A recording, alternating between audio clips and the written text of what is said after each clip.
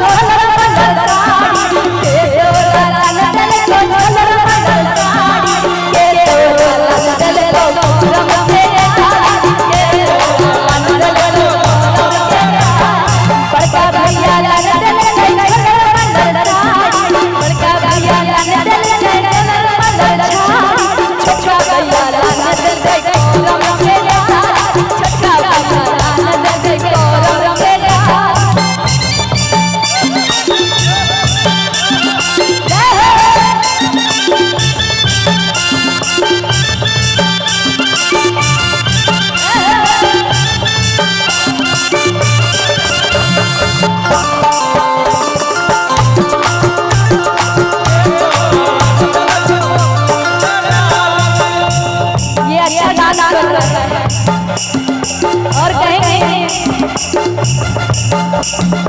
के कर खातिर साथ नहली के के कर खातिर साथ नहली के के कर खातिर साथ नहली के के कर खातिर साथ नहली के के कर खातिर साथ नहली के के कर खातिर साथ नहली के।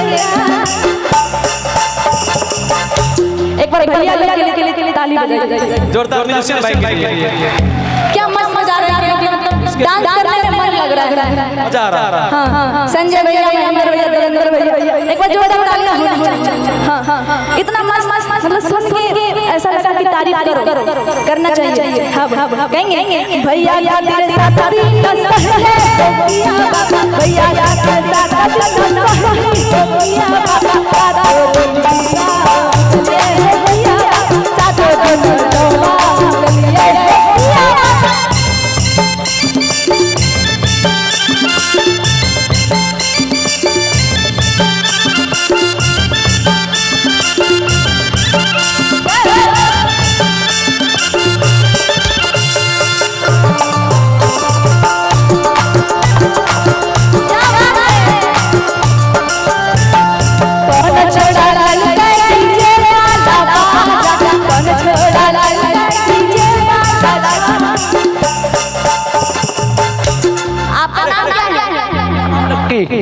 लकी किसके लिए लकी हो? इसलिए लटक रहा है। चक्कर भी है लकी को, लकी जी बुला रहा भैया भैया। लकी का चक्कर भी है। अच्छा लकी का डांस अच्छा लगा तो ताली बजाइए। हाँ लकी अब अपने फ्रेंड्स को भी एंजॉय करो, जल्दी जाइए। और कहेंगे कि कृष्णा भैया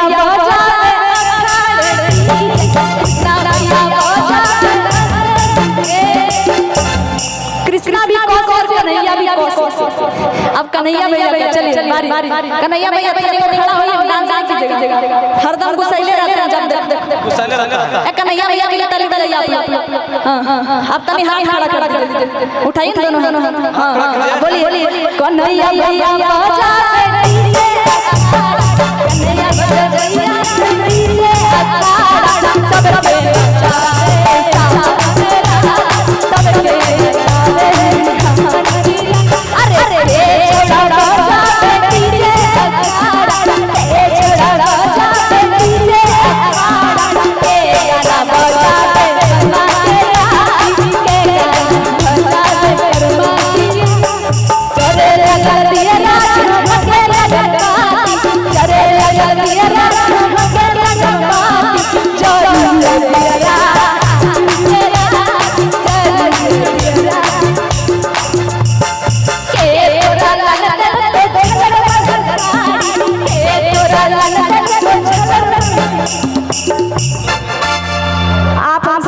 के तोरा ललदल को झलमल साड़ी सही बात अरे के तोरा ललदल को झलमल साड़ी अब मेरा हमरा बड़का भाई लाया हां सच में हम तोरा तो फुटी खौड़ी नहीं हो रे भौजी के ऊपर ध्यान अरे